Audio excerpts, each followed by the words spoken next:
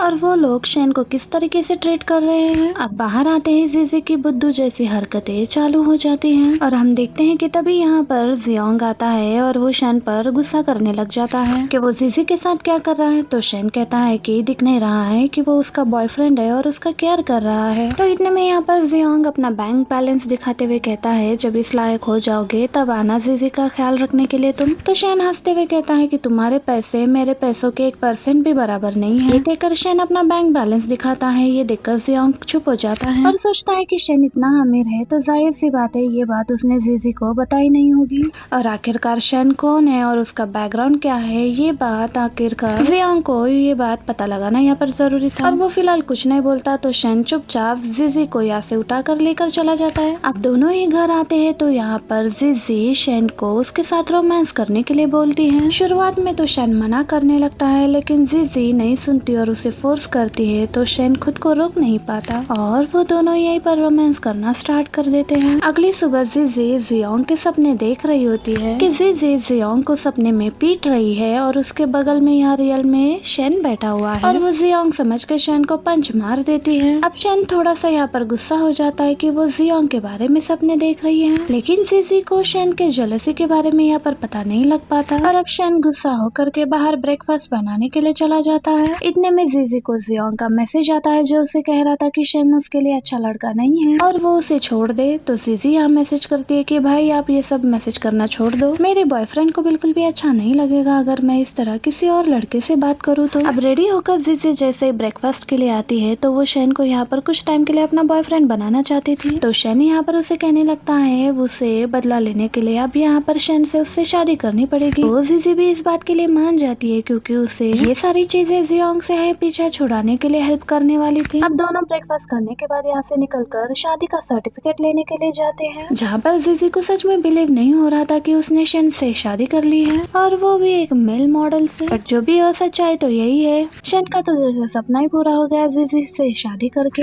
इतने में जीजी को उसके मैनेजर का कॉल आता है। वो उस पर गुस्सा करने के बजाय उसके तारीफें करने लगता है क्योंकि उसे पता था कि कंपनी का बॉस उन लोगों पर पुलिस का केस किया हुआ है। अब ऑब्वियसली कंपनी के बॉस ने जीजी के लिए सब कुछ किया है तो वो कंपनी के बॉस को जानती ही होगी। इसी वजह से वो जीजी को इस बारे में कुछ भी बोलता नहीं है। अब शेन इसके पास आता है और पूछता है कि क्या हुआ। तो जीजी कहती है कि अरे कंपनी का बॉस तो मुझे बड़ा ही सपोर्ट कर रहा है और मैं तो उससे कभी मिली भी नहीं हूँ, ये सब क्या चल रहा है। तो शेन कहता है अगर मैं ही इस कंपनी का बॉस निकला तो। जीजी कहती है अगर मुझे पता चला कि तुमने मुझे झूठ बोला है तो मैं तुम्हें छोड़ने नहीं वाली और डाइवोर्स ले लूंगी। नेक्स्ट सीन में देखते हैं जीजी की मॉम के बुलाने की वजह से वो मॉम के घर जाती है जहाँ पर वो अपने होने वाली भाभी सिहुई से मिलती है जो कि जीजी को कुछ खास पसंद नहीं करती थी क्योंकि जियोंग जीजी को पसंद करता था।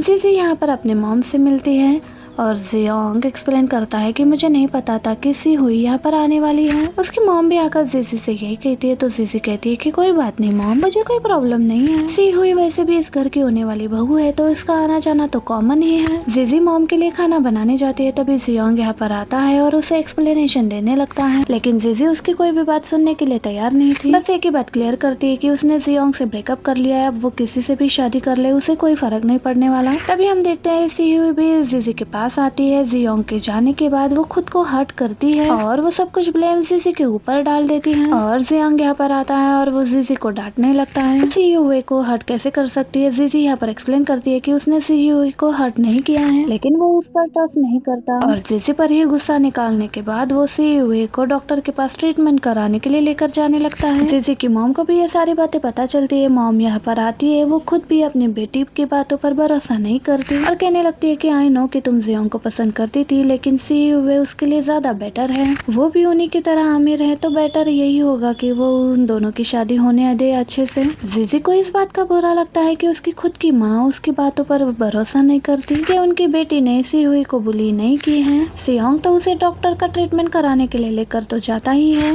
जीजी का तो दिल टूट जाता है और वो अपने मॉम से कहती है कि मॉम आई थिंक मेरा यहाँ रहना सही नहीं है, मैं अपने घर जा रही हूँ। ये कहकर वो वहाँ से निकल जाती है। अब जीजी जैसे ही बाहर आती है तो शेन उसे देखकर समझ जाता है कि कुछ न कुछ गड़बड़ जरूर हुई है। इसी वजह से जीजी इतनी उदास है। शेन के पूछने पर जीजी बताती है कि मैंने सीहुई को हर्ट नहीं किया, लेकिन फिर भी सबको यही लगता है कि मैंने ही उसे हर्ट किया है। तो शेन जीजी को दिलासा देते हुए कहता है कि मुझे तुम पर पूरा भरोसा है कि तुम ऐसा कभी भी किसी के साथ नहीं कर सकती हो। शेन की ये बातें सुनकर जीजी को बहुत अच्छा लगता है कि चलो कोई तो है जो मुझ पर ट्रस्ट करता है, और वो भी मुझ पर अनब्रेकेबल ट्रस्ट कर रहा है। अब जियांग यहाँ से जाते हुए सीहुई को बताता है कि बचपन में जीजी ने एक लड़के को किडनैप होने से बचाया था, और उसके बाद से ही जीजी को ट्रॉमा हो गया है और वो अपने आसपास के लोगों को कभी कभी खतरा समझने लगती है। मे भी इसीलिए उसने उसके ऊपर अटैक कर दिया होगा। इस बात पर सीहुई तो कुछ नहीं कहती। घर आने के बाद जीजी को उसकी मॉम का कॉल आता है, तो वो मॉम से कह देती है कि वो अपने हस्बैंड के साथ है और वो उसके लिए खाना बना रहा है। अब उसकी मॉम तो ये सुनकर शॉक्ड रह जाती है कि जीजी ने शादी कर ली है, किससे, ये तो उसने बताया ही नहीं था। इतने में जियांग यहाँ पर आता है तो मॉम उसे ये सारी बातें बता देती है। अब जियांग को लगने लगता है कि शायद जीजी ने उसी लड़के से शादी की होगी, और अब वो जीजी से इस बात की सच्चाई पूछने के लिए निकल रहा था। उसकी मॉम जियांग को समझाती है कि अगर तुम दोनों अलग हो ही गए हो तो बेहतर यही होगा कि तुम अलग हो ही जाओ पूरी तरीके से।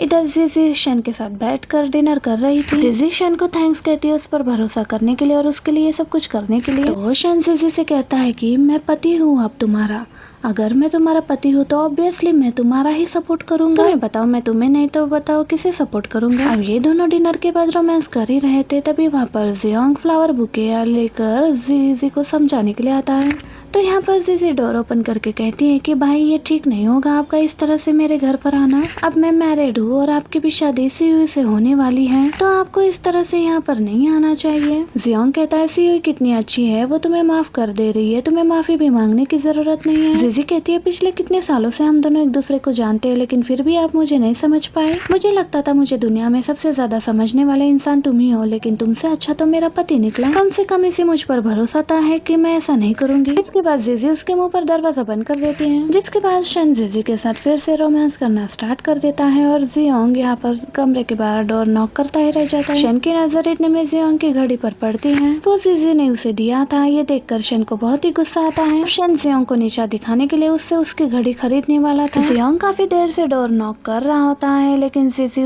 डोर ओपन नहीं करती है। इसके बाद जीजी शेन को थैंक्स करती है जियांग के सामने उसे सपोर्ट करने के लिए। शेन तो यहाँ पर जीजी के साथ रोमांस के मूड में ही था। अब जियांग को ऐसे ही डोर नॉक करता हुआ देखकर जीजी के पड़ोसी उसे स्टॉकर समझने लगते हैं और उसके गार्ड से कंप्लेंट कर देती हैं। लाकर जियांग को वहाँ से लेकर जाता है क्योंकि वो जीजी को परेशान कर रहा है। जियांग तो उन्हें समझा कर थक गया था कि वो जीजी का भाई है और वो उसे परेशान नहीं कर रहा है। अब गार्ड जीजी को कॉल लगाता है तो वो कहती है कि वो उस इंसान को नहीं जानती है। ये सुनने के बाद वो गार्ड जियांग को तो छोड़ने ही वाला नहीं था। इधर शेन जीजी को कमरे में लेकर जाता है, वो सो रही थी तो वो उसे बेड पर लेटा देता है और सोने देता है। इसके बाद हम देखते हैं शेन अपने ऑफिस के काम में लग जाता है, क्योंकि अपने ऑफिस का काम करना भी उसके लिए बहुत ज्यादा जरूरी था।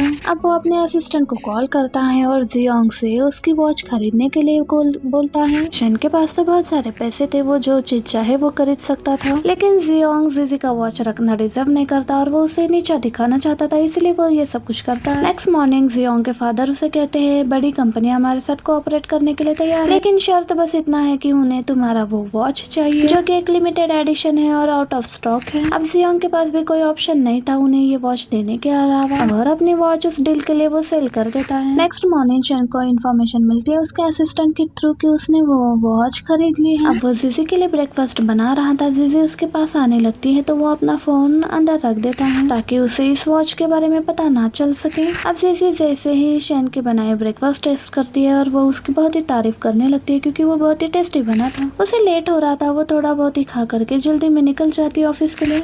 अब जीजी के जाते ही शेन अपनी कंपनी के बारे में सब कुछ मीटिंग संभालने लगता है। अब जीजी जैसे ही कंपनी में आती है तो कंपनी में उसके मैनेजर्स के साथ एक डील को लेकर उसका थोड़ा सा नोकझोंक हो जाता है। दोनों के बीच बात बहुत बढ़ जाती है तो जीजी अपना जॉब यहाँ पर क्विट कर देती है। उसका बॉस भी उसे ये कहकर वहाँ से निकाल देता है कि तुम्हारे जैसे बहुत सारे एम्प्लॉयज मुझे मिल जाएंगे। देखा जाए तो जीजी ने और भी कंपनीज में अप्लाई किया हुआ था क्योंकि उसे वैसे भी इस जॉब को पहले से ही क्विट करना था, क्योंकि उसे पता था ऐसे बॉस उसके साथ इस ऑफिस में वो ज्यादा दिन तक नहीं रह पाने वाली। इतने में सीसी को एक बड़ी कंपनी से कॉल आता है और उसे पता चलता है कि उसे न्यू जॉब मिल गई है और सैलरी भी हाई थी। और जिस कंपनी में जॉब था उसे पता नहीं था कि उसका बॉस उसका पति शेन ही होने वाला है। और दूसरी तरफ हम देखते हैं कि शेन अपने ऑफिस में अपने फ्रेंड के साथ था।